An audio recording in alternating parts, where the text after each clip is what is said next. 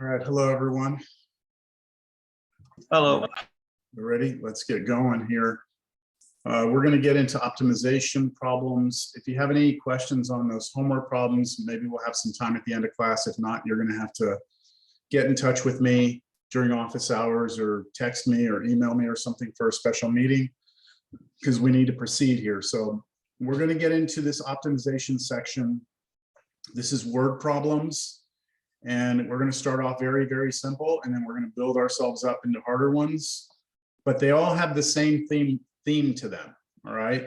The theme is that we want to take a real world situation. We want to somehow come up with a function that represents that real world situation and then optimize it, meaning optimization means find the maximum or the minimum of the function. It will just depend on what's being asked. And to find the maximum or minimum of a function, we have learned how to use, well, there's two methods that we've learned to find the max and mins. If the function is defined on a closed interval, we use the closed interval method, which was 4.1. If the function is not defined on a closed interval, then we have to use the first derivative test to kind of see where the function goes up and down or down and up. And that's the harder of the two methods. The closed interval method's the easy one. The non-closed interval method is the harder one. But that's how all these problems are going to be kind of lead us to. We eventually get to one of those two scenarios. So let's start with the most basic I could think of. I just threw this together before class. I wanted to do something a little different today. So here we go. You wish to construct a rectangle with a perimeter, a fixed perimeter of 10 feet, right? What are the dimensions that will give you the maximum area? All right. So you might just be able to think about this and guess the answer, but that's not the important part of this. The important part of this is to understand that if you have a rectangle with a fixed perimeter, then there are an infinite number of rectangles that could have a perimeter of 10 feet. And each of those rectangles will have a different area. So let me show you this visually. So first of all, if I just get some arbitrary rectangle, right? Just some arbitrary rectangle, then, you know, depending on how I construct it, I'm gonna have different areas and different perimeters, right? Depending on how I construct it. But what we want is a specific rectangle that has a fixed perimeter of 10 feet. So here we go. Let me get rid of this one. I already have the computer program that it is already established for me that this rectangle will automatically have a perimeter of 10 feet. If you add up the sides, so from here to here is about 3.04, and then you add the y coordinate, which is 1.96, and then add another 3.04, and then another 1.96, add those all up, you should get 10. And if I move this around, you can see that depending on how I draw it, I can have all these different rectangles that all have different different areas, right? Different areas, but the same perimeter. And I guess the worst case scenario would be if you go all the way to here, where you basically draw a vertical line. And then what you have is basically both sides of the rectangle have 5, but then there's no width to it at all. And so you could technically say that has a perimeter of 10, but it really isn't a rectangle anymore. You could do it the other way where you go down over here and you have, again, this scenario where 2 of the sides are 5 and the other side is 0. So let's take a look at the area here. Did I get this messed up? Hold on. You know what? Hold on a second. Hold on. I think I got something backwards here.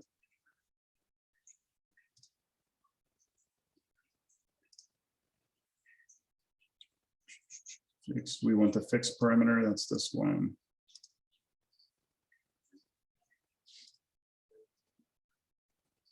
Let me just move this real quick.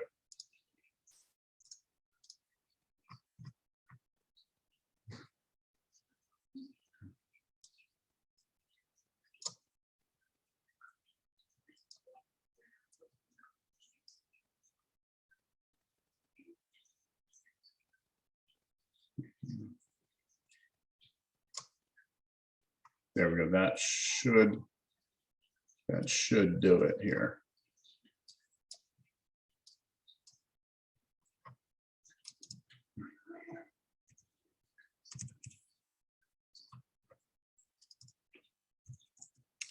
You ready for Thanksgiving?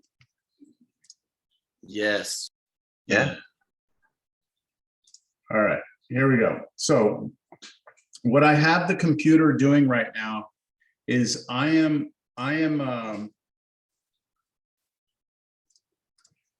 moving the rectangle around. Okay, I'm moving the rectangle around, and as I move the rectangle around, it has a fixed perimeter of 10, and it's calculating the area right here. Okay, so this is the area of that rectangle. So you can see that, you know, depending on how I make the rectangle, I'm going to get different areas, right? Depending on how I construct it. So the question is, what are the dimensions of this rectangle need to be to get the most area possible? So you can see right here, the area is only 3.15. If I move it over a little bit, now it's 5.74. So where do I move it, okay, to get the biggest area possible? You understand? Fixed perimeter, figure out the dimensions that gives you the most area. So that's the geometric visual construction of what we're trying to do. Let's do it. Let's actually go and do this with the math. All right, let's go figure out how we do this. And we'll do this other problem after this one. Let me do this one.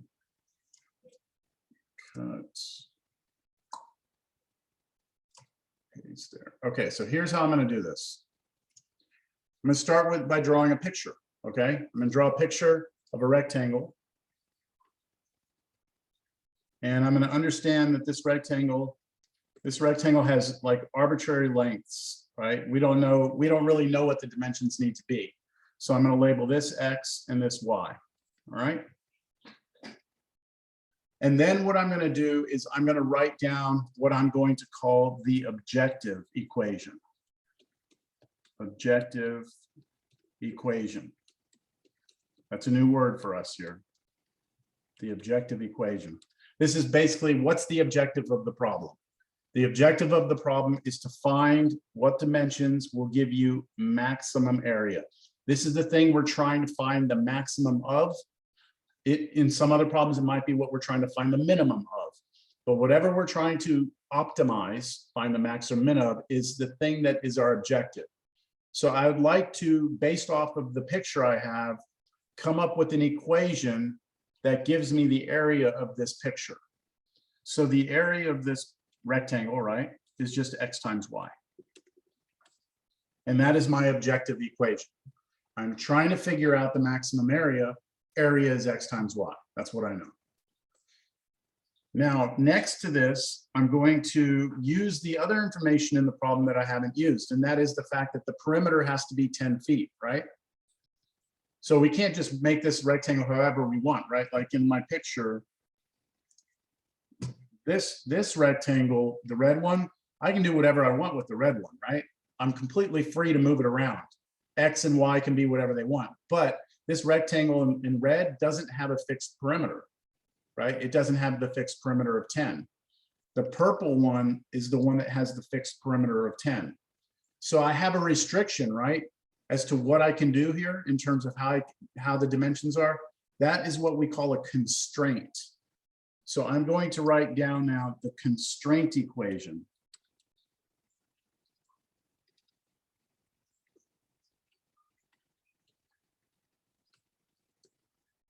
The constraint equation. So my constraint is that the perimeter, right? The perimeter has to be 10. But in terms of my picture, the perimeter of that rectangle is 2x plus 2y equals 10, right? The perimeter is the distance around the object. So if I were to walk across, you know, start at one corner and go all the way around, I have to go through x twice and y twice. So I have this constraint, right? I can't just let x and y be whatever they want. They have to satisfy this equation. Now, this constraint equation is where we're going to be able to solve this. We can solve this for either x or y. It's our choice. I can solve this for x right now. I can solve it for y. I'm going to solve it for y. So I'm just going to move the 2x to the other side by subtracting it, and then I'm going to divide by 2, and I get 5 minus x. So I know that to be on this, to construct this rectangle, there must be a relationship between x and y. And the relationship is this exactly. The y has to be 5 minus the x. As long as that's true, I'm going to have a fixed perimeter of 10. Understand? Now what I'm going to do is use that. If that's what y is, I'm going to come back to my objective equation and replace the y with x. I'm sorry, with what I have over here, which is 5 minus x. So I'm going to replace, leave this x alone, times the y is, it's 2 terms, so I have to put in parentheses. And now I'll distribute the x through. And now the objective equation, right? The objective equation has actually now become what we could call an objective function, because it depends on one thing and one thing only, right? In order to calculate the area, all I need is to know what the value of x is. See, earlier, in order to figure out, erase, come on. Earlier, in order to figure out what the area was, I would have to have known what both the x and the y were, right? Someone would have had to have provided me both x and y, then I could figure out what area is. But because of the constraint, I now know that the area is strictly dictated by one variable only, and that's x. So the area is a function of x. The area is a function of x. And now we're at a point where we can bring in the calculus. Because if this is the area of the rectangle, and I want to find the maximum of this area, then I just need to do some calculus, right? And I figure out where that has a highest and a lowest, well, in this case, a highest point, because I want the maximum. Understand? Everyone understand what's going on here? Now, this is the point where we meet the path splits into 2 different choices. And you don't get to choose whichever one. You have to go down one path only. So is this going to be closed interval method, or is it going to be open interval method? So when you ask yourself that question to figure out which of the 2 paths it is, you have to think about whether or not there is a restriction on the variable x here. Is there something within the geometry of the problem that restricts x to not go into certain values? So look at the geometry, look at x. Can you give me some restrictions on that? I'd say x can't be equal to 5 or 0. Well, it can't be greater than 5 or less than 0. Okay, it can't be greater than 5 or less than 0. Can it be 0 though? Can x be 0? Yes, technically, sure. You just get a weird Then you got your sticks. Yeah, you just put 2 boards next to each other. Exactly. This is okay. So this is when x would be 0. Okay, and you're not making a rectangle, but it's possible. You know, if your boss says, go out and build this thing, you know, here's your stuff, and you go do that, you're gonna get fired, right? But it's possible. What you can't do is to have a negative x. That doesn't make any sense, right? To have a negative x. And then the other extreme is that x, right? X is this side. You could have x be 5. And then again, it's the other extreme. And again, you wouldn't want to do this, but it is possible, right? So we can restrict x between 2 numbers, including the 2 endpoints. That's a closed interval. So I'm going to go back here and I'm going to say, this is my area function. And this is on the domain where, I'll put it this way. I'll put the domain of this is all values of x between 0 and 5. And this is a closed interval. And since it's a closed interval, I'm going to use the closed interval method to do this. All right. Now, if you don't remember what the closed interval method is, I hope you'll know what it is in about 2 weeks. 3 weeks, you'll have a final on it. All right, so maximum values. Hold on, here we go. This is it. Go down to the bottom of this 4.1. Here it is, the closed interval method, 4.1.11, the last note. To find the absolute maximum minimum values of a continuous function on a closed interval AB, you first find the critical numbers and evaluate the function at the critical numbers, then evaluate the function at the endpoints. You compare those answers. The biggest one is your max, the smallest is your min. All we want is the max. So when you do closed interval method, you still have to find the critical points. Okay, that's what you did in all your homework last week. We've been doing critical points, critical numbers. The difference on closed interval method is that you don't set up a number line, you don't do test points, you don't do any of that. You just do the critical numbers into the function, the endpoints into the function, compare and be done. All right, so that's what I'm doing. Do we even take a derivative on this one? Yes, you have to take a derivative because you need the critical numbers. Right. Yep. Yes, that's right. You have to have the first derivative to find those. So now here I go. I'm going to do the closed interval method.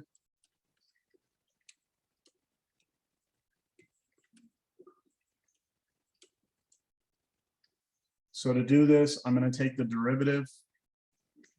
So I take the derivative a prime of x is equal to 5 minus 2x. Just take derivative of that, right? And now I go find the critical numbers. So I need to know when is that derivative 0? And I need to know when is that derivative not exist. And you should be kind of tired of doing this by now. All right, setting the derivative equal to 0, that fortunately for us, because this is the first problem, it's super simple linear equation, right? 2.5, x is 2.5. And then does the derivative ever not exist? So is there ever a problem with this derivative? It's a line. I mean, there's nothing you can do to mess this thing up. So this doesn't really apply here. Yeah, your limiter is your domain. That's it. Yep. So we found the critical number, right? This is where we go now and plug that number into the original function, and then we plug the endpoints into the original function, and we compare them. So this is the next kind of step. I'm going to take the original function, which was the a function. I'm going to plug in my critical number. I'm going to plug into the original function 0. That's the first endpoint. And then I'm going to plug in 5 and see what I get. Let me do the 0 and the 5 first. Those are the easy ones. If I plug 0 into, right, these are going into this. If I plug 0 in there, I get 0. And if I plug in 5, I get 25 minus 25, which is also 0.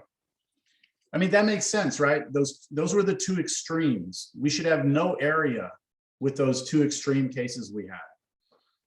2.5, though, something is happening here. 5 times 2.5, and then minus 2.5 squared, and whatever this is, okay? I'll get the answer, but I'm going to go back to my picture.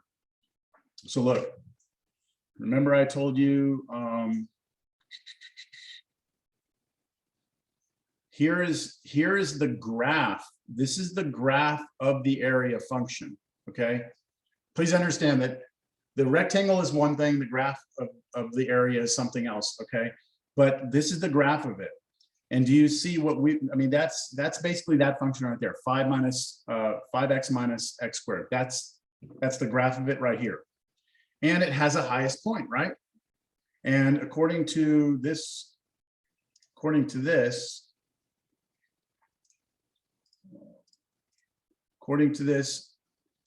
the highest point, let's see, where is it? Here's my label. Okay, so the highest point occurs somewhere around there, right? Where is it? Well, I can have the computer tell me. It happens, oh, look at the x coordinate there, 2.5, right? 2.5 is where that happens. We just found that, right? So when you plug 2.5 in, you should have got 6, what was it, 6.25? Did someone do it? Yeah. Yeah, 6.25. Okay. So we look at this now and we compare them, right? We're trying to find the maximum. So when we look at these three values, 0, 0, and 6.25, obviously this is the max, right? This is your max. Now, have we answered the question? You wish to construct a rectangle with a fixed perimeter of 10 feet. What dimensions will give you the maximum area? So I just found what the maximum area is, right? 6.25 is the maximum area, but I haven't given you the dimensions of the rectangle. So to get the dimensions of the rectangle, I need to know two things. I need to know what X is and Y, right? Those are the two things I need. Well, I know what X is. This is the X value that gives you the maximum area. So I know right now X has to be 2.5 feet. What I don't know yet is what Y is, but go back to your constraint, right? Your constraint equation should have Y solved for in it, right? We solve for Y right here. So if you do Y equals 5 minus X and take that down here, 5 minus, well, X we know is 2.5, then you get 2.5 feet. In other words, you're going to make a square, right? You're going to make a square.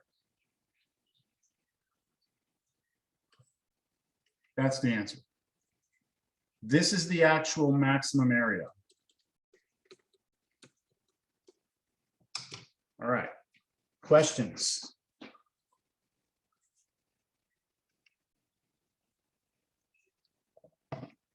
We're good? Yeah, that's a cool one. I'm excited to see the other one because I think I saw what it was saying. It looked like it'd be interesting. Yeah, so let's look at this next problem and let's try and understand the difference between the two questions. You wish to construct a rectangle with an area of 10 square feet. What dimensions give you the smallest perimeter? So what's fixed this time? In the previous problem, the perimeter was fixed at 10, right? Here, what's fixed? The area. The area, right? The area. Now, this becomes very interesting because if we look at this scenario visually, let me get this out of here.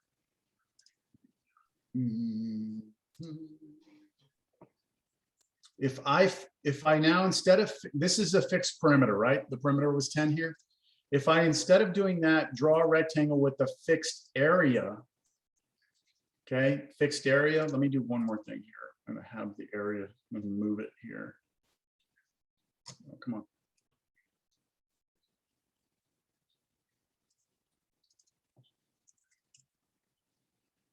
That's not right.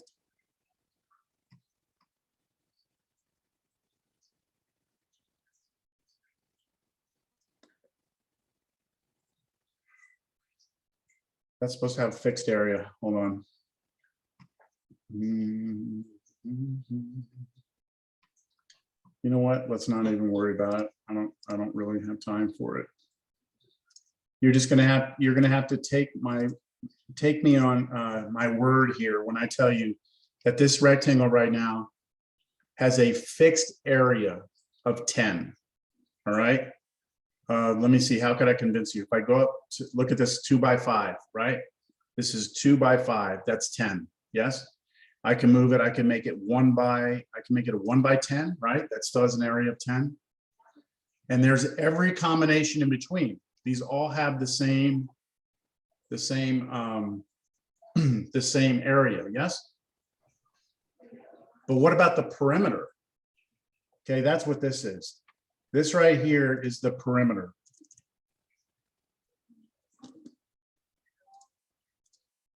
So I have it calculating the perimeter for me right now. Let me go to one that makes more sense. That one, 2, 5. Do you all agree that the perimeter is 14? You go 2 plus 5, that's 7, plus 2 again, and then plus 5, that should be 14, right? So this has a fixed area of 10, and right now the perimeter is 14. If I move it to here, 110, right? 110, then the perimeter is 22, right? 2 sides of 10, 2 sides of 1. Here's the critical difference between the previous one and the one before. Watch. I can keep going here. Look. I have no restriction.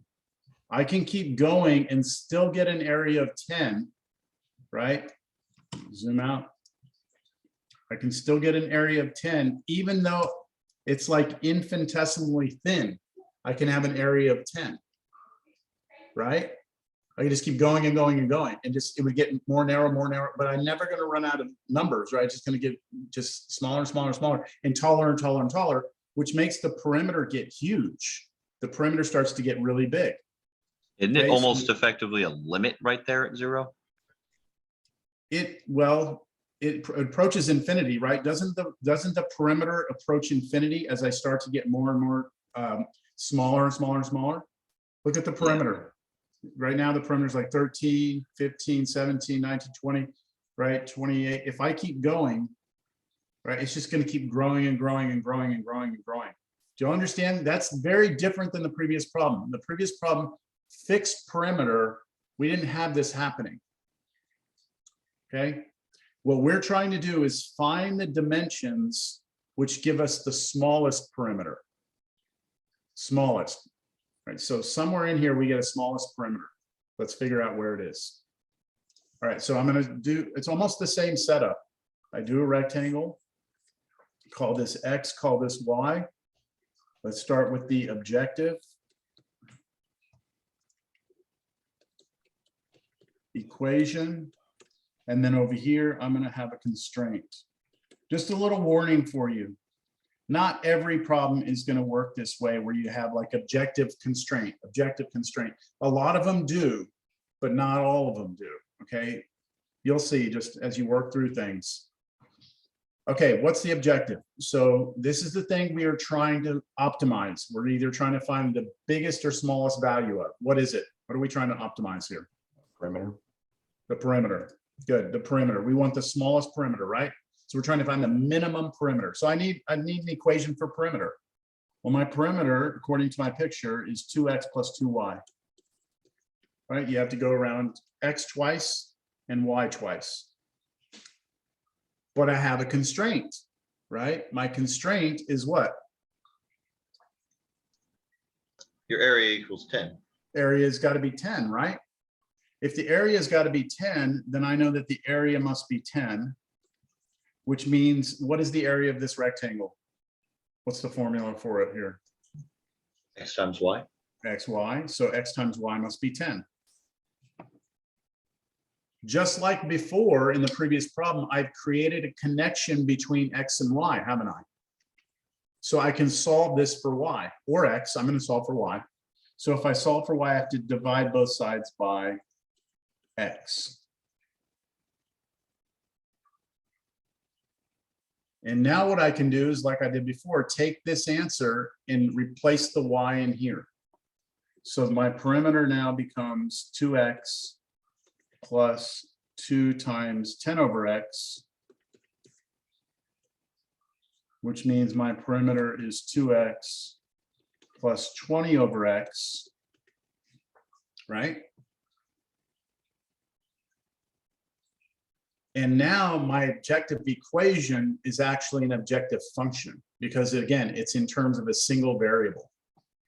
So this now becomes an objective, I'm sorry, function. Did I say that? My objective equation becomes an objective function.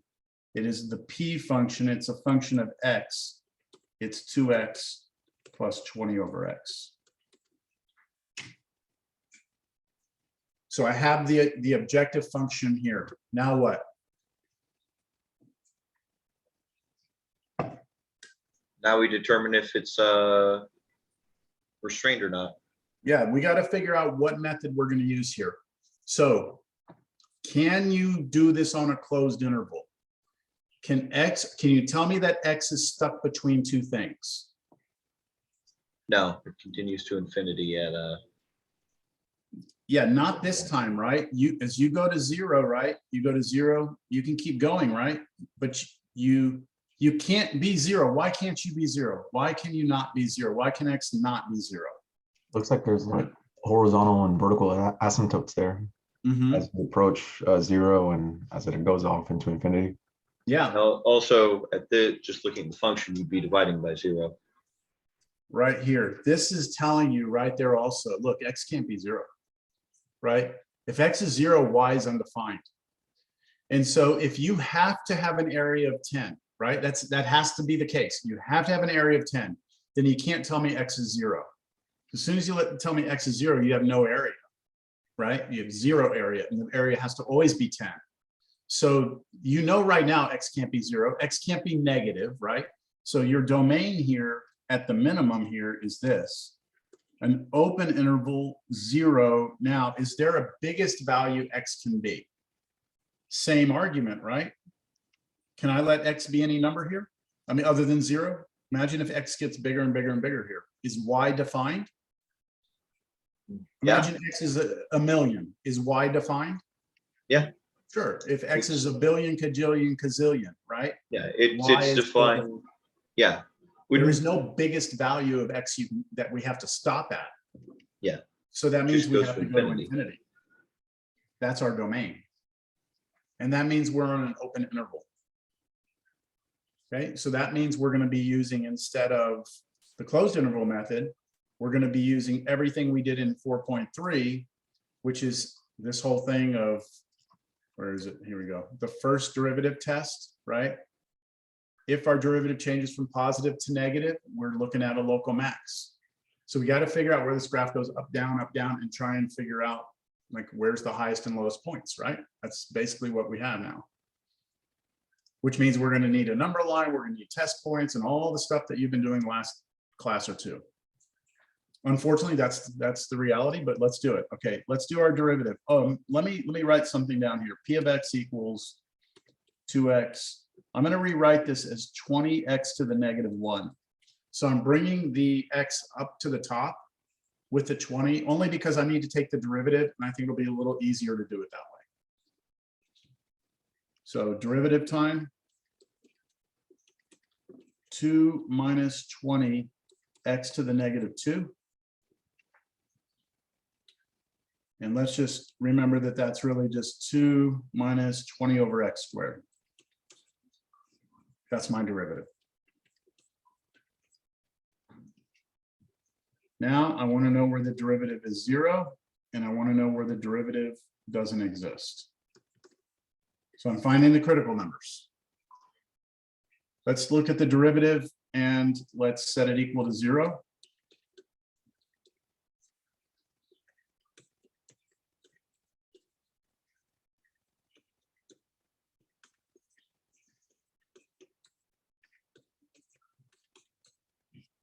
Okay, so what I did here is I took the derivative, right?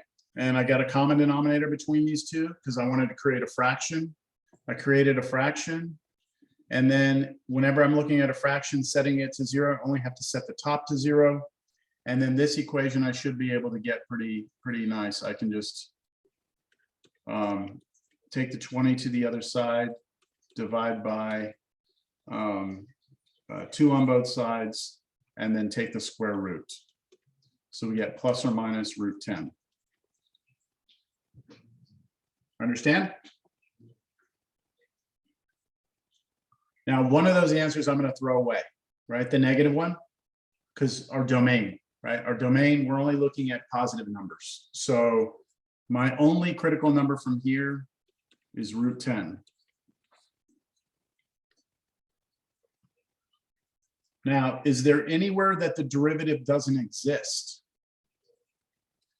0. Derivative at 0, right?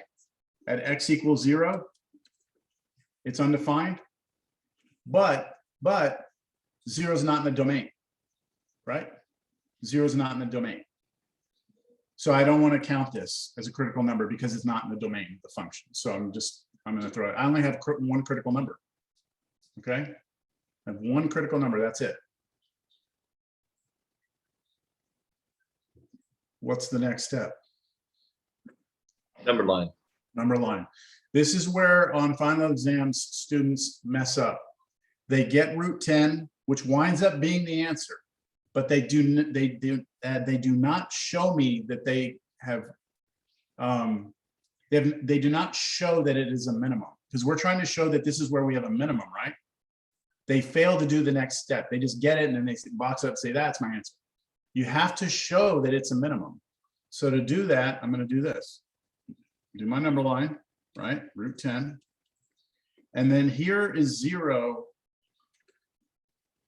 We're not looking over here, right? So we just kind of have to imagine that we can't pick anything over to the left of 0. but I can pick a test point here and here.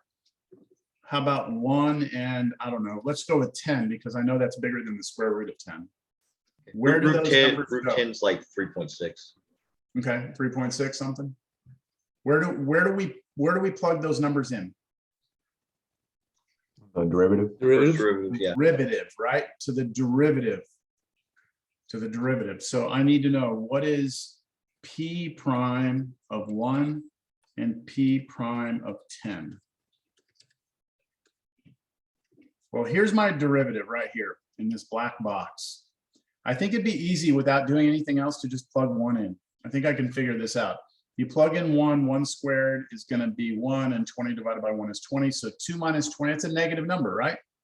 It's negative. So I know I've got negative here.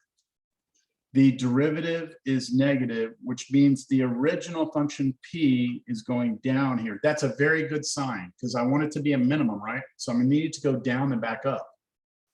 Let's just make sure it goes up. If we plug in 10, what happens? 10 squared is 100, right? 2 over 100 is 0.2. Yeah. 2 minus 0.2 is positive. So I'm not showing the work. I'm just leaving it to you. So the derivative here is positive, which means the original function is going up. And that means we have a minimum, right? A local minimum at square root of 10. And actually, that's the only minimum. There's no other minimums. Because if there were, I would see them. I would see it go, down and back up again somewhere else. This is the only minimum, so it's got to be the smallest, the lowest point on the entire graph. Okay. So here's what I can conclude. Therefore, we have a minimum perimeter, minimum p at x equals the square root of 10. All right, well, what is the perimeter at the square root of 10? Let's actually figure out what it is, just for the sake of doing it. We would have to plug that into the perimeter function, right? Into this to figure out what the actual perimeter is. So we would have to do 2 square root of 10 plus 20 over, what was it, 20 over x? So 20 over square root of 10. And then you could do this as a decimal or just leave it, get a common denominator, rationalize it. It's totally up to you. This is what the perimeter is, though. Am I done? What was the question? Find the dimensions, right? Dimensions. I've only figured out what x is. I need y, don't I? And y comes from that constraint. So in order to find the minimum, here's what we have. We know that x must be root 10, right? That's where we'll have a minimum. And then y must be 10 over root 10, right? Because that's what it says here. Y is 10 over x. And if x is root 10, then that's this. And if you rationalize, you don't need to, but if you rationalize, it might be worth it because you'll see that if you rationalize, you get 10 root 10 over 10. And then the 10s cancel, so it's just root 10. So basically, again, it's a square.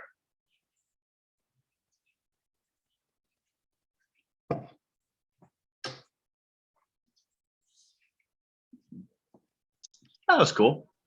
Yeah. All right. Now that was just like 2 basic problems. Let's do something more interesting.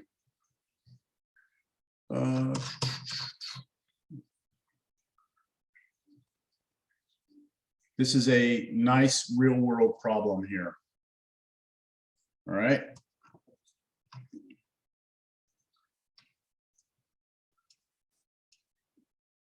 Let's say I have a company and I manufacture, let's say I make, I make aluminum cans. All right, I make aluminum cans and I sell them to different companies that put their beverages in them, like Coca-Cola, Pepsi, Red Bull, whatever, I sell my aluminum cans to them, right? So they send me a work order. They say, hey, look, a can has to hold 1 liter, all right? So I need a can that's going to hold 1 liter, which is 1,000 cubic centimeters. That's what 1 liter is. So I've got this can that I need to manufacture for them. Needs to hold 1,000 cubic centimeters. Got it? I would like to find the dimensions of such a can with the smallest surface area. Because look, I've got to make the can, right? And if I'm making the can, I have to buy the aluminum and turn it into the can. So I'd like to build this can in a way that I'm using the least amount of material possible, because that material costs me money, right? So the question becomes, is every can that holds 1 liter have the same surface area? Like if I show you a can that holds 1 liter and then another can that holds 1 liter and they have different shapes, do they have the same surface area? No. And we Not have to assume necessarily. here, we're talking about a standard like can like this, okay? And we're not even taking into account like the pop top lid and all the other stuff. Let's just imagine it's just a very basic cylinder for now. All right. So to convince you that that changing the shape changes the surface area, I have an animation here where we have a can. Okay, we've got this can here, and what we're going to do is I'm going to change the shape of it for you. I have the computer calculating both the volume and the surface area. And what I want you to notice is that the volume is going to stay the same the whole time, and watch the surface area. So I'm going to make the can have a very, very narrow, it's going to be a very narrow can, okay? Actually cut the top off. I went a little too big, it's okay. There we go. There we go. So there's a very narrow can, right? And it has a surface area of 677 square centimeters. It still holds 1,000 cubic centimeters, so it still holds 1 liter, but it's using up this much material to do it.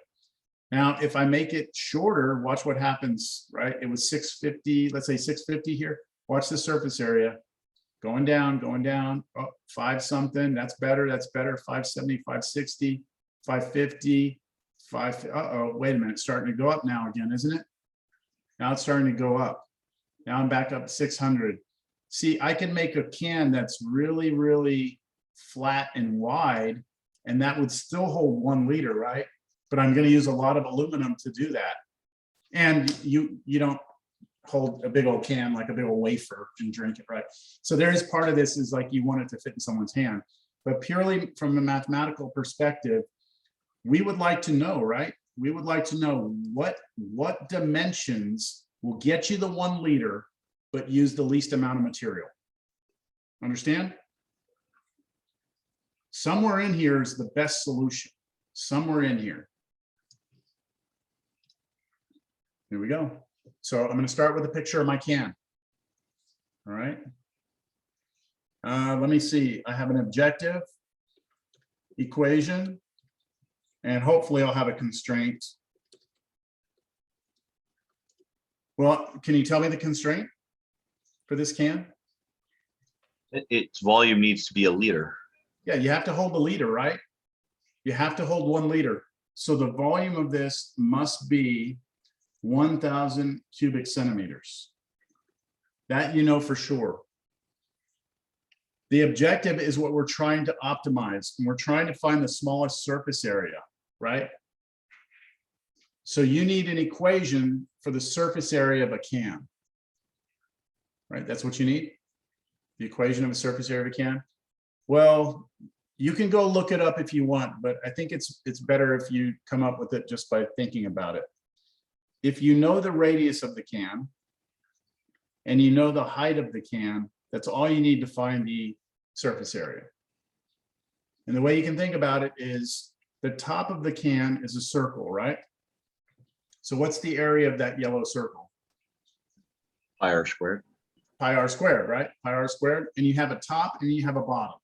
So I know that the area of this can has to be the circle on the top and the circle on the bottom. That's pi r squared, but 2 of them. So 2 pi r squared. Plus, then I need the actual surface around the can, right? That around the can. And to do that, watch. Y'all can see my video.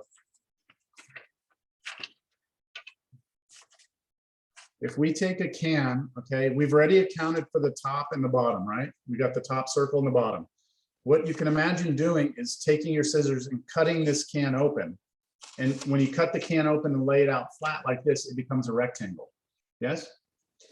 So if I were to lay this out flat, I have a rectangle like this. And I know that its height is h, right? That's h. But I need to know this also, right? How long it is. But that's this edge, right? This top edge, which is actually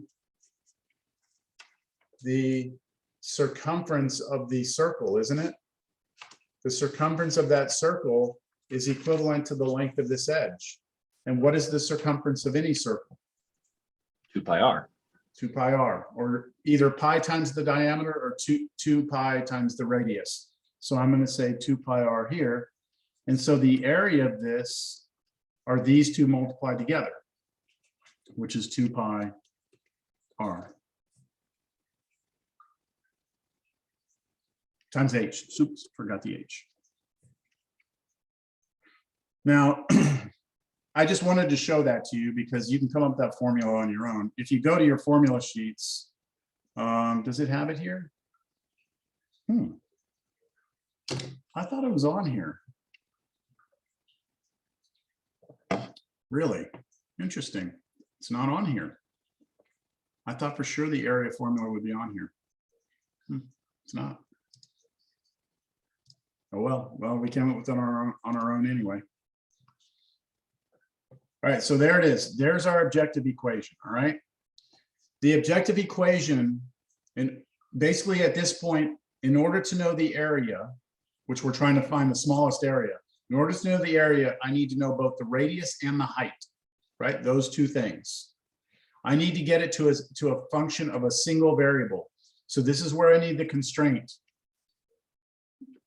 So the volume of this has to be 1,000.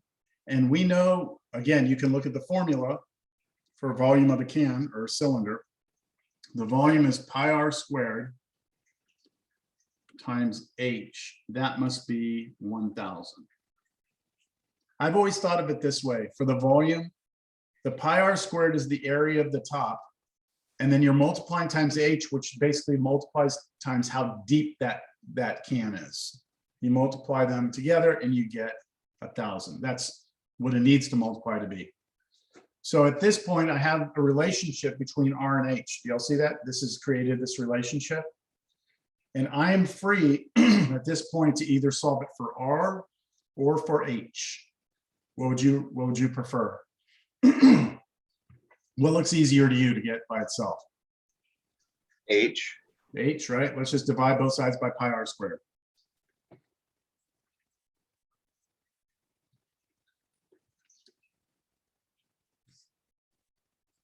And now I can take that answer and plug it in for h right there, right into this equation. This h is going to get replaced with that.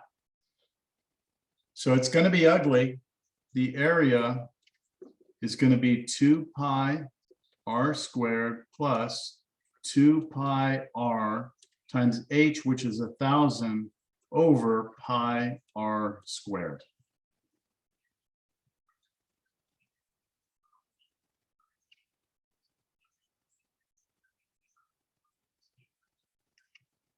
I'm going to clean it up a little bit. Pi cancels with pi. One of the r's cancels.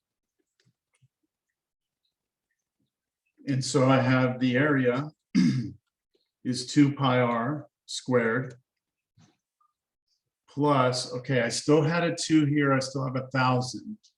I have an r on the bottom. So I'm going to multiply the 2 times 1,000, get 2,000 over the r that's down there. And now what I'm looking at is an objective function.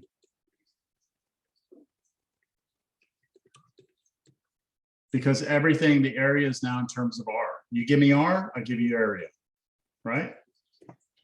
So the area is a function of r.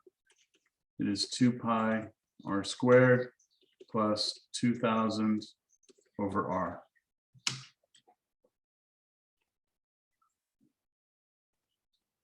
Our objective function is in place. Choose the road. So when we choose the road, we have to figure out, is it closed interval or open? And the variable we're looking at is R. So are there any restrictions on R? Think about the Can't be can. 0. Cannot be 0. Why can it not be 0? Because there was division back there. Yeah, also if you go you- back to this right here, you can't let R be 0. If R is 0, you get division by 0. And the idea again is that we have to maintain a volume of 1,000 cubic centimeters. So if you let R be 0, you're not going to have any volume. So we have to maintain that, which means R can't be 0. R can't be negative, right? So R's got to be bigger than 0. And then is there a restriction on how big R can be? Think about that can. In theory, right? In theory, I could let this thing get wider and wider and wider and wider and just get thinner and thinner and thinner. So theoretically, I have no restriction on how big R can be. Okay, well, that's life. So we have the domain of this is that your R has to be bigger than 0, but there's no upper restriction on how big it can be. So you have to use the open interval method. All right, I'm gonna give you 8 minutes. I'm gonna see how far you can get in 8 minutes on this. It's 1:52. I want to see if you can take this the rest of the way. You might need decimals, you might need your calculator, okay, because things are gonna get a little messy. Don't know what to do? See what you can do in 8 minutes.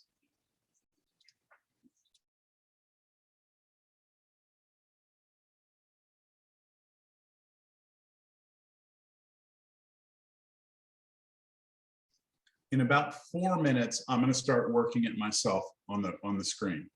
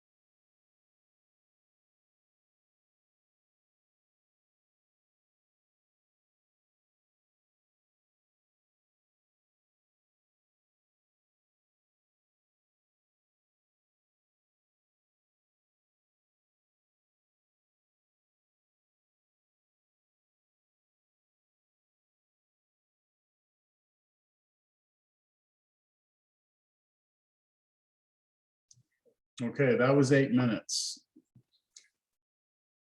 All right, let's talk about this. So the derivative, is everyone okay on this derivative? Any Yeah. issues here? Need to set it equal to 0, figure out where it's undefined. Oops, sorry, this last thing is supposed to be where it doesn't exist. Not 0 does not exist. That doesn't happen because the only place this is undefined is if R is 0. We already know R can't be 0 because of domain. When we set it equal to 0, this is kind of a common theme here. I put these two together with a common denominator. Fraction equals 0 only when the top is, and then I moved the 2000 over, divided by 4 pi, took the cube root, or reduced it, took the cube root, got it as a decimal. That all right? And then I put that on a number line, test point to the left, to the right, plug those into the derivative. So plugged it in here, and I got a negative then a positive. So it goes down then up, good, that's a minimum. And so I know that I have a minimum area whenever R is this number, which is 5.419. And then to get H, I went back up to my constraint way up here. That's what H was. And I replaced the R with the 5.419. I got 10.8396-ish, somewhere around there. Those are the dimensions of the can. So visually, we need the radius to be 5.419. And then we need the height to be what? 0.839, something like that. 6. Hey, just out of curiosity here, if someone has a calculator, will someone take this answer, 10.83, whatever, divide it by 2 and tell me what you get?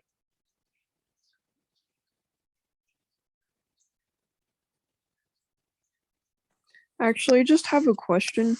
Yes. Like when you took the derivative, why is it 2000 r squared, like minus 2000 r squared, and not like I don't know, r minus 2000 r squared or something? When I look at this, before I took the derivative, I looked at it as 2000 times r to the negative 1. Oh, okay. And then I derivative brought the negative out, subtracted 1, which made a negative 2. And then I rewrote it this way.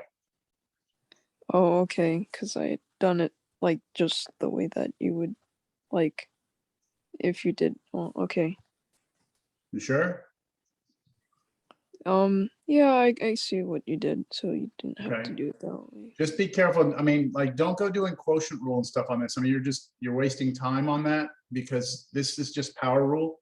You could do quotient rule, but like I said, I think you're taking up too much of your own precious time for the test. Yeah, I gotta do that more. I did the quotient rule, it just took a little longer. Yeah, I mean, it still works, but you know, it's just. So Yeah, did someone do this? It's 5.419. 5.419. Oh, It's hey. 5.419, which is the radius, right? Well, what's the diameter of this can? Then 10.839. 10.839. Which means that if you're, now this isn't a proof, but it does turn out this way if you were to do this generally. It does turn out that if you have any can that you want to make it that looks like this shape, if you want to build it in a way that it holds, you know, however much you want it to hold, 1 liter, 1 gallon, doesn't matter what the volume is, to get a fixed volume with the least amount of surface area, you want your diameter to be equal to your height. If your diameter equals your height, you have optimized.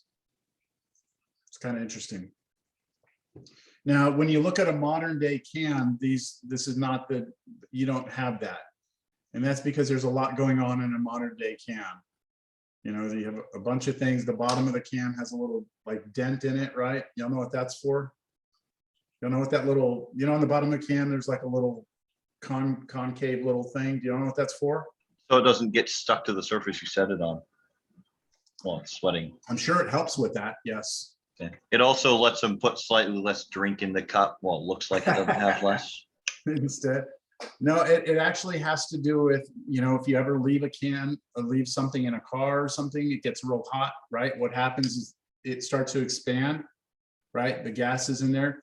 That bottom of the can is supposed to, because it's kind of concave like this, it's supposed to pop out before the can explodes. It's supposed to pop out. Now, doesn't always work that way. Sometimes the can still explodes, but that's part of what it is. And also strength. You need strength in the can. The walls of a can are very, very thin and very weak. The bottom of the can, the top of the can add the strength.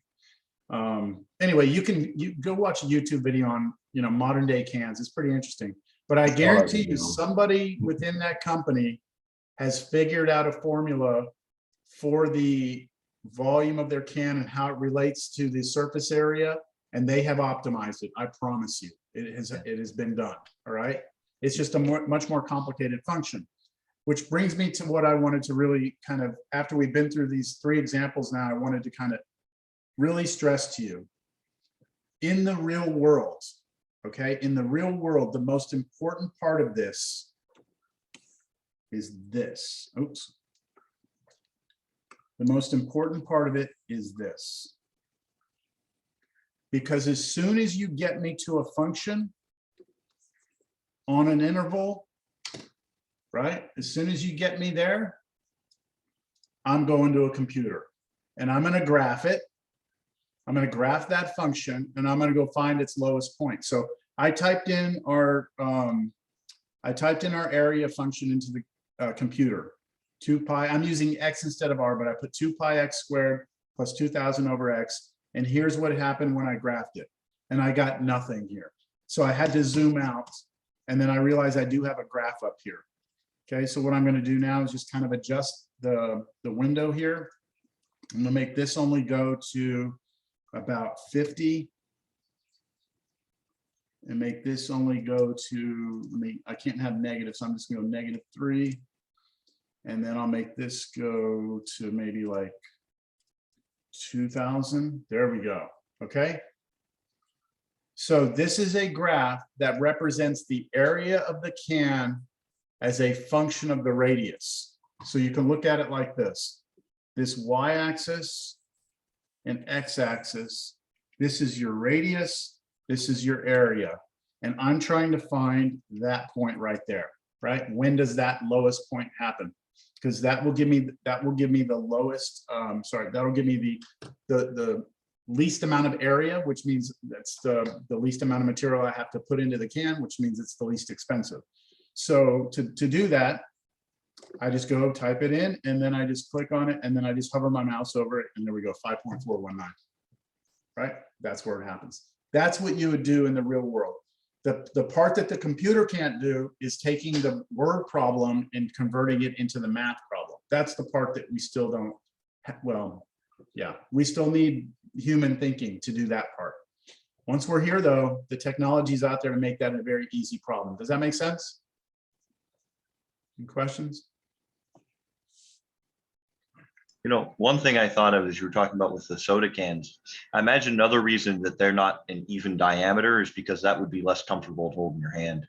Yeah, so there's a lot of factors that go into it. Think of like a Red Bull can or something like that, or like these Monster energy drinks, and they have very, very different shapes. Part of it, it's not all about the cost of the material. It's also about like the branding, right? You want to have, oh, it's that one that has that real skinny can. Like you want to like make it different and stand out. So that's factored in also. It's not just about the material. All right, so that was an interesting problem. I like that one. How about this one? I'm going to do this one on a computer just to show you, okay, just to show you how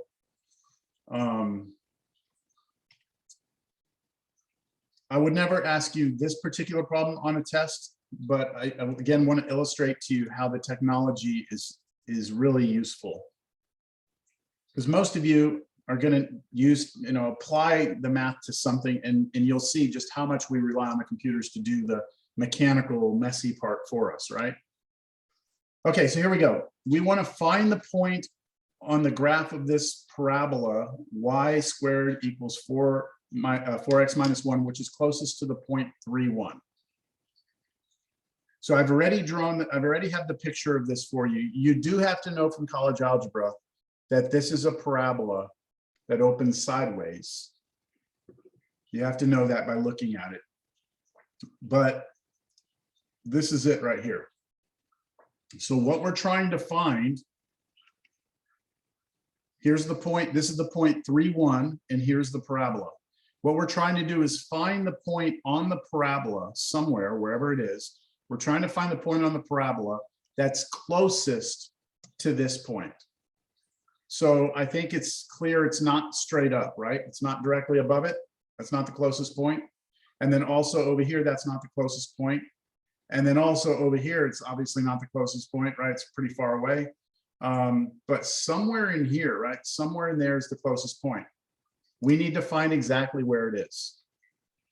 I like to think about this problem is imagining that this point here is the Earth, and this is some like, you know, meteor or something coming by the Earth, and we want to know how close is that thing going to get to us. We can easily look at objects flying through the sky and model their paths and find functions that we can predict where they're going to be, right? So a lot of times we can come up with an actual function like this that will tell us what the thing's doing. We just need to figure out, like, okay, well, now that we know where it is, let's figure out when it's going to be closest to us and how close will it be. You've heard this, I guess, on the news, like, oh, there's a meteor, it's, you know, going to be really close to Earth, and it's like 14 million light years away, or not that far, but you know what I mean. It's like, how do they get that number? Well, they just do some sort of problem like this. All right, so let's do it. Go back to the word problem for just a second. I didn't get to finish writing it down. This one right here? Yes. I'm going to bring it with us. Yeah, oh, I already did. Never mind. Okay. Find the point on the graph which is closest to this point. All right, so I'm going to start with the picture again, all right? So if I were drawing this picture, I wouldn't try and be super accurate. I would just be like, okay, I have a parabola that opens up sideways. I have some point here. I know that this point is the point 3,1. And what I'm trying to find is the point, right? The point on the parabola that's closest to this. So there's some point here, I don't know where it is, that is closest to this.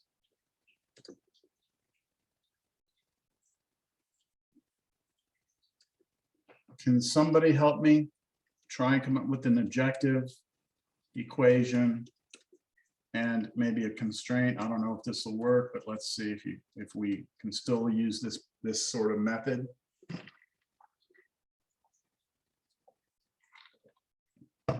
What is the objective here? What's the thing we're trying to do?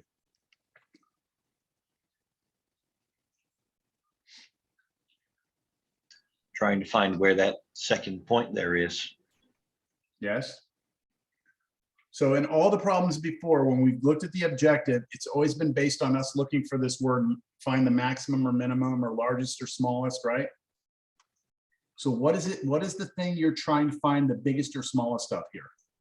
Find the shortest distance between those 2 points. Distance. Oh, you just said it. Distance between what? Those 2 points. Those 2 points, right? That's your objective equation. It's the distance between the 2 points is the thing you're trying to find the minimum of, right? So I'm just going to write it in words. This objective equation we know is basically the distance between the 2 points. Okay, let's build on that. Okay, do you know anything else about, do you know any of the 2 points? Do you know either one of them? Which one do you know? 3,1. Okay, so you want the distance between 3,1 and what? Another point. Where's Yeah, the other another point. It's on the graph of y squared equals that. It's on the graph. It's on the graph, right? It's this point right here. This one right here. Can you tell me right now the x and the y coordinate of that graph or of that point? I don't know. Can you? No. No? Not off the top Well, of my let's just head. call it, if we can't, let's just call it X and Y. Is that fair? It's just some point, we don't know what it is, right? Because it can be anywhere on the graph, so let's just call it X, Y. With me? What's the objective? It's the thing we're trying to find the largest or smallest value of. In this case, it's closest point. So we're gonna try and find when this distance is the smallest, but we need the actual equation for the distance between the 2 points. And so, well, do we know this? Is there some algebra we ever learned that gives us the distance between 2 points? College algebra. There's a formula for the distance between 2 points. The point slope formula. It comes from the point slope formula, but I believe it's up. Look at that right there. Distance and midpoint formulas. Distance between 2 points right here. This is the formula. It says if you have 2 points, we can always find the distance between them. I don't remember learning that in college algebra. No? Yeah, if I learned that, I hard forgot it. Okay, well then look, if you didn't learn it, I can teach it to you in about 2 minutes. It's not hard. All right. So look, here's the idea. If I give you 2 points, let's call this one X1, Y1. X1, Y1. And then another point here, let's call that X2, Y2. If you want to know the distance between those points, let's call it D, then all you have to do is construct a right triangle and then figure out what each of the sides are. So this side of the right triangle is the difference between the y coordinates, right? It's just the difference between the y coordinates, which would be y2 take away y1. That's just the difference in the heights of the y coordinates. And then this side over here would be the difference between the what? X coordinates. X coordinates, x2 minus x1. And now you just use Pythagorean. A squared plus b squared is c squared. Okay, so you have x minus 2, x2 minus x1, that's a squared, plus b y2 minus y1 squared equals the hypotenuse d squared. Now we want to know what d is, not d squared. So we just take the square root on both sides. Get rid of the square there.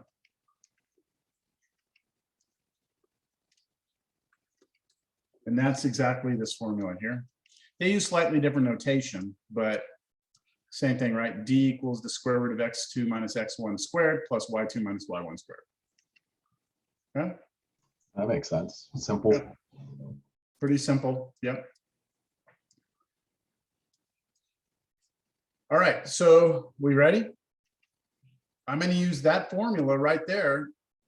And let's just, for the sake of being consistent with our work here, let's call the xy. This is going to be like the x1, and this is going to be the y1 in the formula.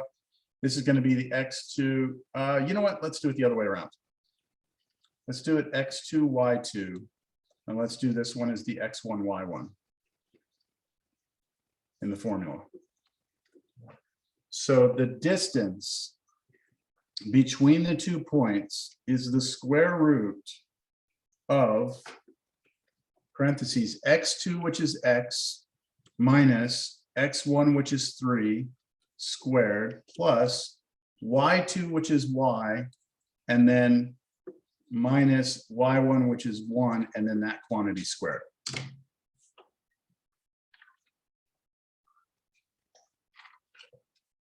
You good? This is an equation that gives me the distance between these 2 points. One of those points is fixed, 3, 1. The other point is arbitrary. It's sitting out there in space. But there's one thing we know. There is a constraint. This point xy is not free to just float anywhere, right? It can't just be anywhere. It has to live on that curve. That's the constraint. So how are you going to, I want you to take a minute and a half to see if you can figure out how we're going to get this in terms of a single variable. You've got to somehow either get rid of the y or get rid of the x, just like we've been doing, right? In all the other problems, we've been eliminating one of the variables using this constraint idea. I'm going to give you 2 minutes to see if you can't figure out how to do it. Don't say anything. I want to see if someone gets it.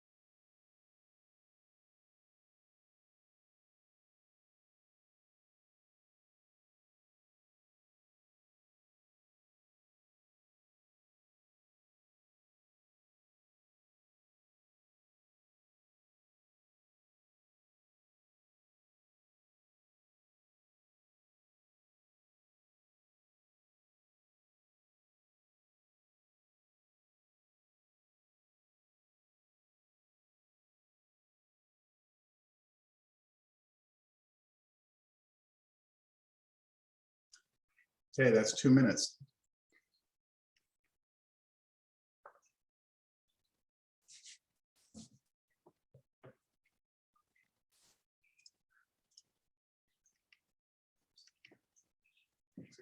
Well, Could you use the function and then Yeah. solve for y? yeah, you look at, we have a relationship. Look, it's almost, it's staring at us, right? I mean, that is the constraint. That is the relationship between X and Y right there. So We we know solve that- for y and then substitute in, right? You can solve for Y and substitute in, or solve for X and substitute in. It's up to you. I like solving for X because X, I don't have to take a square root, right? Like if I take this and add 1 to both sides and then divide by 4, I get 1/4 y squared plus 1/4 equals X. Now what I can do, so y'all understand what I did there? Just move things around, divide by 4. I can now come into this equation and I can replace this X with that. I'm going to take this. I'm going to take this right here to another page. I'll leave it in here. Y'all can look at it if you need it. So I'm going to replace it. So now the distance is equal to the square root of, okay, parenthesis, 1 plus 1/4 y squared plus 1/4. That's what X is. Minus 3, that quantity squared, plus y minus 1 squared.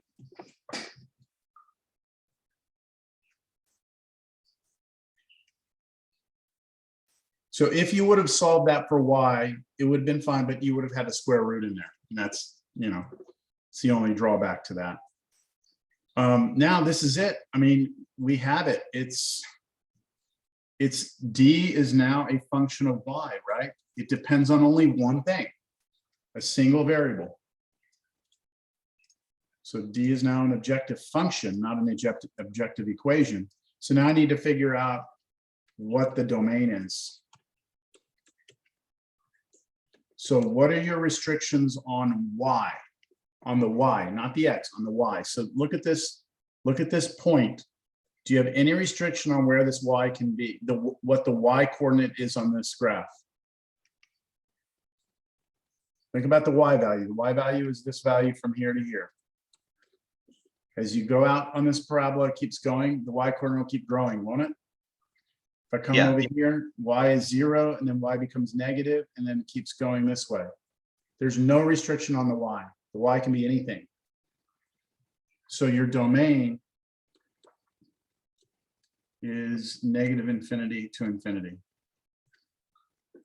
And so now you've got to take the derivative. Oh my goodness, do you want to take the derivative of this? Not if No. I don't have to. Not if you don't have to. Now, I'm just going to share this with you. I'm not going to go into the work. Anytime you ever have a problem where you're trying to find the maximum or the minimum of the square root of something, you can drop the square root and then find the max or min of what was under the root. Wherever that has a maximum or min, the square root also has a max min. In other words, you can ignore the square root. Now, I don't want to do That's that. What I nice. want to do, what's that? I just said that's nice. Yeah, it's nice. I mean, think about it. Because I though. mean, that'll make the derivative like half the size. Oh, it'll make it so much easier. Think about it this way. If I have the square root of something here, right? And I want to know, I'm asking myself, when is the biggest it can be?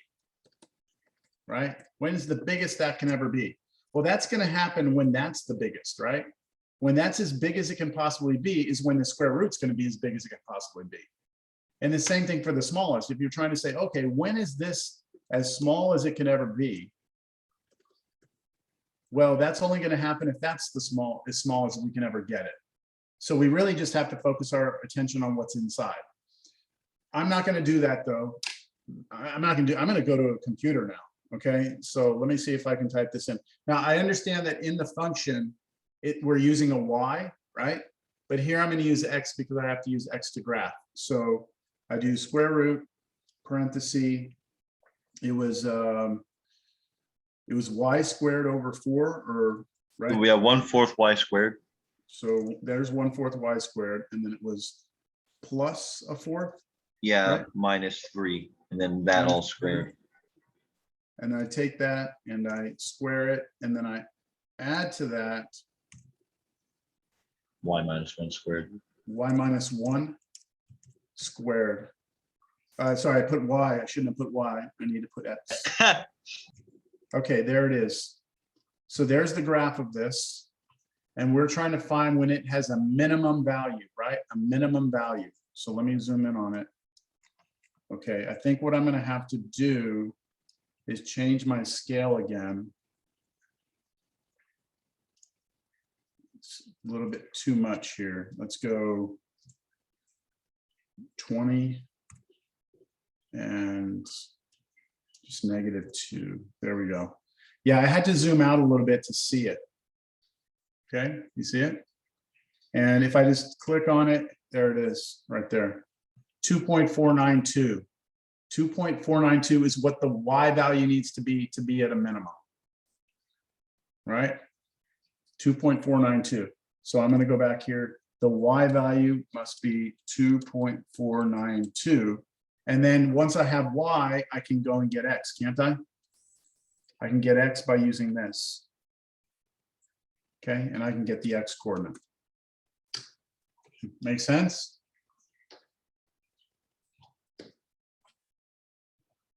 I believe on my thing, I actually had it get the answer for me.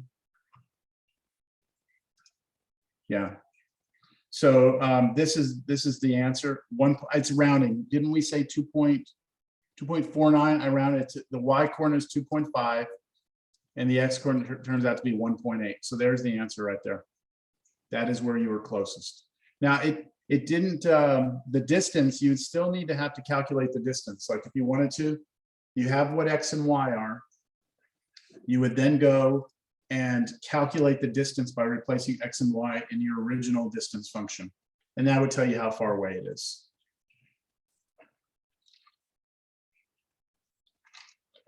All right.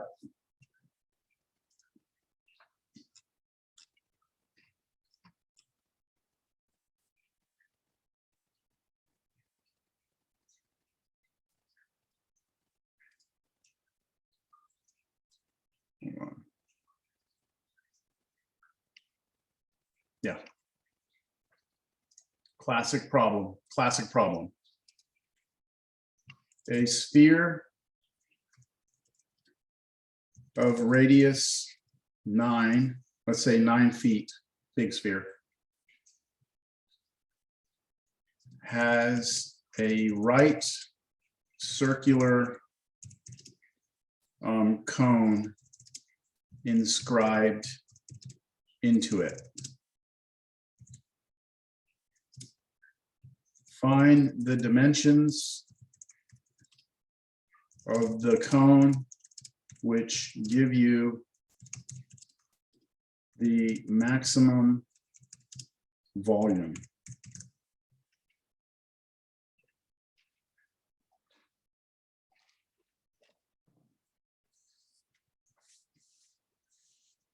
So this is a problem I can remember as a Cal 1 student being like, whoa, okay, wow, this is weird. This is like, I didn't realize I'd have to think about the geometry that way. So I gave you a moment to write it down. I'll put it back up there in a moment. Here's what we have. We have a sphere, a three-dimensional sphere, okay? And inside of it, we have inscribed a right circular cone. Now, to be inscribed means that the tip of the cone touches the north pole of the sphere, and the bottom of the cone is just, do y'all see that little gap right there? It's touching the bottom of the sphere, but there's a little space between the sphere and the bottom of the cone there. That's what it means to be inscribed. It's just touching, the edges are touching. So if the sphere is fixed, has a radius of 9, then I want to know how can I change, oops, I didn't mean to do that. What if I change let me make this a little smaller. If I change the radius of the cone, it gets wider, right? It gets wider, more volume, right? But it's getting shorter also, isn't it? The wider it gets, the shorter it gets. And so it's like, yes, you're gaining volume, but you're losing volume too, because you're coming up. So I'm trying to figure out what are the dimensions of this cone that would give me the most volume from that cone. You understand the question? Okay, let's see if we only have 8 minutes. Let's see if we can set this up. So I'm going to draw a picture, and it's going to be a hard picture to draw. It's going to be a sphere that has a fixed radius of 9. Within this, I have a cone.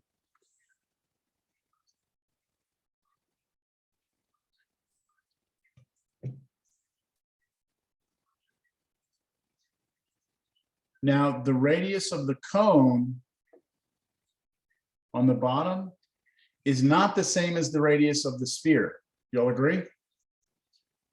So I'm going to call this, let's call it capital R.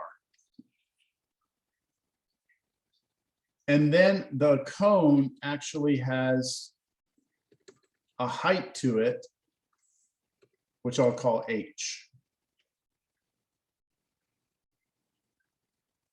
I'm just trying to get a picture of what's going on here. The radius, capital R, can change, right? If I change the capital R, the height changes also, right? There's kind of a give and a take there. So let's try and figure out objective, and let's see if we have any constraints. So the objective, what are we trying to find the max or min of? I'm trying to find the maximum volume of the cone. Of the cone, right? Of the cone. Yeah. The maximum volume of the cone, which means we should take a look at the formula for the volume of a cone. And the volume of a cone is, you go look it up, 1/3 pi r squared h. 1/3 pi r squared. Now for us, capital R squared times h. I have to distinguish because I'm already using little r for the radius of the sphere. So capital R is the radius of the cone. So according to the formula, it should be volume is 1/3 pi capital R squared times h. That's the objective equation.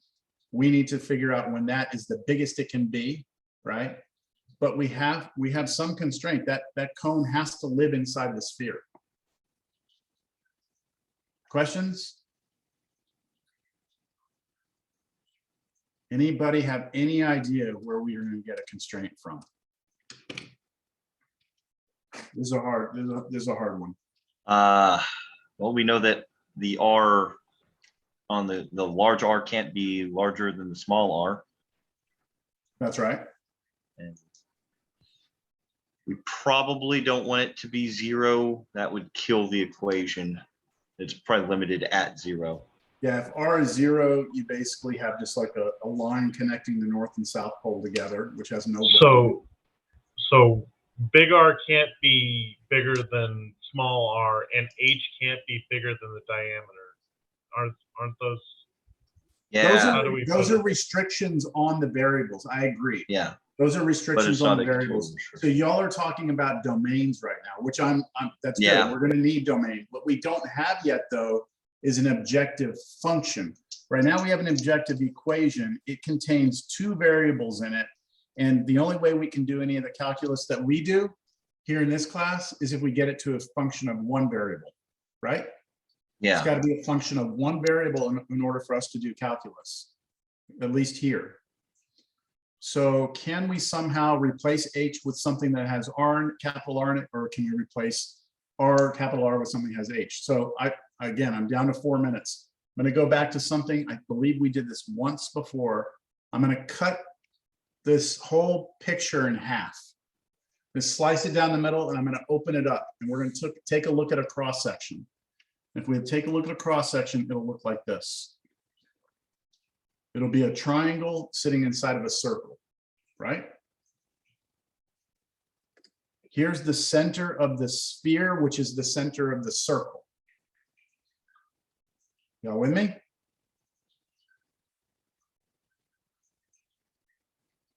Now, if I draw a perpendicular down like this, I know that this is capital R here, right? This from here to here is capital R. Yeah. And then what about this straight up and down? What is this from here all the way down to here? H. That's H, right? So from there down, that's H here. Anything else I can label? There's a key here. There's something critical to see. You have a hypotenuse. This hypotenuse, do you know what it is? I mean, you could say it's, you know, capital R squared plus capital H squared. I mean, sorry, capital R squared plus H squared equals that squared, right? You could do that. Yeah, I don't think we have anything to fill in there. We got the radius of our circle The radius, Which okay, so the radius of that's- circle, where is it in our picture? right in the center. We could Okay, to stretch where? it up, Center to where? stretch it up to the top. We could go to the top with Yeah. it. We Oh, could take it from this point to the top, right? Or Yeah. couldn't we do this? Like that? That is 9, isn't it? Yeah, That's 9. Yes, yes. Can you tell me what this is? The red. Drum roll. oh. That'd be the third side with 9 being a hypotenuse and R being another angle. What's this to here? What's here to 9, here? that's 9. H minus 9. So from here all the way down is H, and from here to here is 9. Then from here to here is that big H, take away the 9. So this side here is the H, take away the 9.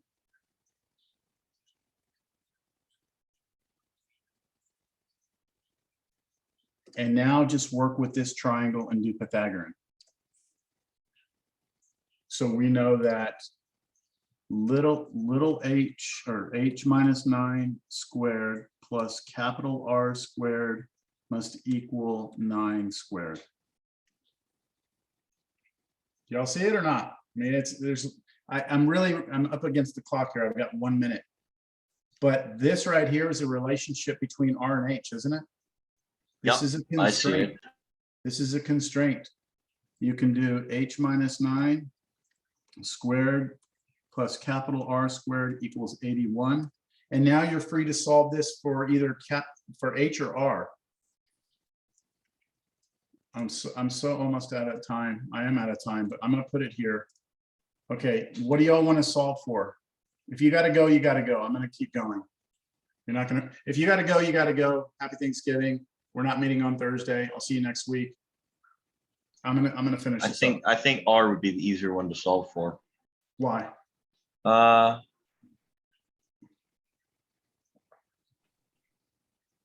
I agree, but why? yeah, because with the other one, we would have to take a square root and then subtract everything across, and it just seems more complicated. Yeah, Versus with the R, I could also, in the objective equation, isn't it r squared? Yeah. Oh, yeah. I And didn't even then look this at is that. R squared. That's going to be more complicated as well. So.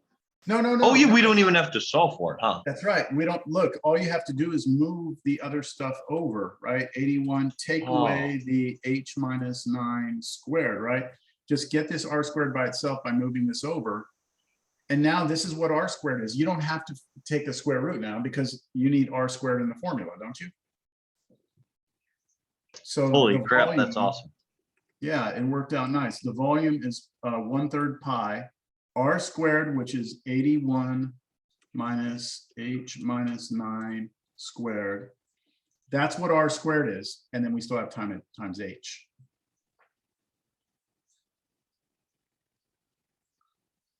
And as bad as this looks, if we start expanding things out, like if I take this and actually square it, right, h minus 9 times h minus 9 and do FOIL, I'll get h squared minus 18h plus 81. And then I still have a times h out here, which is 1/3 pi. Let's see, I'm going to put it in descending order, negative h squared plus 18h. How many 80, what's the 81? Oh, do the 81s cancel? 81s just kill each other. Oh, that's nice. Times h, which is 1/3 pi. I'm going to distribute the h through times negative h cubed plus 18h squared. That's my volume. I'm going to go one more step. I'm going to pass the 1/3 pi through the parentheses. All I did on that last step was just distributed the h through. So my volume is now a function of h. It is negative 1/3 pi h cubed. So that's just multiplying 1/3 pi times this, and now 1/3 pi times this. I believe I get a positive 6 pi h squared. And that is a very nice function that I don't mind taking the derivative of. I'll stop here. Take the derivative, set it to 0, figure out if it's ever undefined. There's no restrictions on, well, there are restrictions on h here, right? H 0 to what? What's the restriction on h? 0 to what? 18. To 18. 0 to 18. So you can use the closed interval, right? Because 0 would be if the height of the cone was nothing. And then 18 would be if the height of the cone was all the way across the diameter of the sphere. So then you'd have 18, twice the radius. All right. You can start trying to do the homework for this section. I mean, we have really, there's no more for me to teach you. It's just more me showing you examples to the point that you start getting familiar with different things. But I have videos showing, you know, me working through homework problems. Just see if you can, you know, do the homework and see if you can set it up all yourself. You know, that's the important thing, is getting to the point where you can figure out like what's the picture, what's the objective, what's the constraint. Let's tie everything together. Let's get an equation. Let's turn the equation to a function. Let's find the domain, pick your path, and then execute the method. All right. All right. Yeah. I'm curious. No, I won't graph it. You could just go graph it now and find the maximum, right? Let's graph this. All right. Does anyone have any questions? I think we're going to call it a day, right? Yes, sir. Can I ask you a question about the final exam? Yes. Is it still going to be on December 9th? Should be. Should be. Let me check. As far as I know, nothing has changed. Thursday the 9th. Yes, it does start at 12:30 though. That's not my choosing. The college does it so they can stagger exams so that no one's ever assigned to 2 finals at the same time. But it's 12:30 till 11 p.m. So what is it? I'm just kidding. No, it's till 3:15. p.m. Okay, I was gonna ask, hey, how long do we get on the final? 9 hours. Yeah, but No. so 12:33, that's 2.5. That's not bad at all. Is it going to be how long? Oh, okay. How many of this kind of problem are probably going to be on the final with that amount of a time constraint?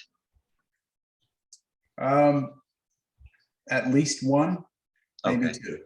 Yeah, because I was sitting there looking at like, oh, with our previous, I couldn't think of having more than 2 or 3 on it. So in the final, it's going to be of everything in the whole session, like whole class, right? It's not just this most recent Not stuff. everything. I mean, I'm not going to go back and ask you to do problems that are kind of trivial at this point. You know, there are certain things that I wouldn't give you a problem, be like, hey, find the derivative, and it's just like a power rule or, you know, something simple.